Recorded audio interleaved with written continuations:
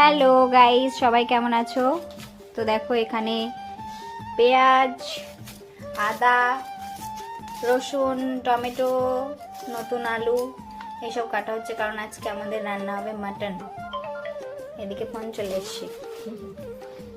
এই মাটনটা না সুদূর দিনাজপুর থেকে এসছে, আমার দাদু পাঠিয়েছে। এখানে হচ্ছে গরম গরম ভাত। শীতকালে গরম গরম ভাত খেতে দারুণ লাগে, সে তো সবাই জানে। আর গরমকালে গরম ভাত একদমই ভালো লাগে না, গরমকালে পান্তা। তো ওখানে মা ওখানকার মেয়ে, মা ওখানকার খাসি খেতে ভালোবাসে, তাই দাদু পাঠিয়েছে। আজকে রান্না হবে, তোমাদের সাথে শেয়ার করবো। টাটা। আমার দিদা শাশুড়ি মাংস ভেজে পাঠিয়ে দিয়েছে যাতে নষ্ট না হয়। হ্যাঁ, শীতকালে নষ্ট হবে না তবুও রিস্ক নেয়নি। আর এই যে চর্বিগুলো পায়েল দির। গাইস, আমি মাটন অতটাও ভালোবাসি না, কিন্তু আমার বাড়িতে আমার দাদা, পায়েল দি, মা ওরা খুব ভালোবাসে। আর চর্বি খেতে সবচেয়ে বেশি ভালোবাসি। আর এই যে চর্বি প্রেমিক মানুষ। তো রান্না হবে গরম গরম ভাতের সাথে মাটন খাবো। ঠিক আছে। শীতকালে খেতে একটা আলাদাই মজা, শুধু এই কোনো কিছুই হোক না কেন। হ্যাঁ তো চলো মাকে ডাকি, মা রান্না করে নিক। হ্যাঁ, আর এই মাটন রান্না করবে এখন আমার মা, বাদ বাকি সব গোছানো হয়ে গেছে।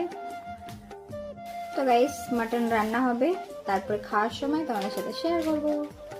টাটা। আমি বিরিয়ানি করেছি, কেমন লাগছে? খুবই সুন্দর, আমি বলে দিচ্ছি। ওরে বাবা।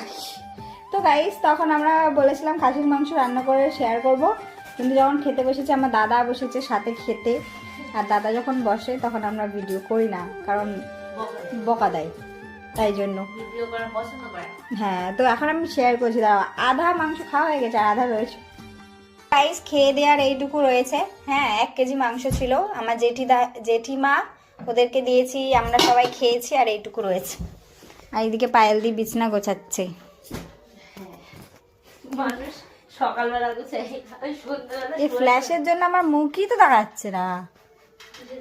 লক্ষ বছর ঘুম আসেনি, জল জটেনি ঠোঁটে, তুমি আমার পেটে মারলে লাথি, রাগ হবে না তাতে, আমি ফুল ফোটাবো। এই যে ওর মা টুপি কিনে দিয়েছে, টুপি, রুমাল টুপি মাথায় দাও।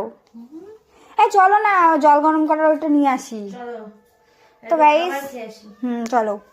তো গাইস, টাটা। এখন আমরা যাব দোকানে। বাই।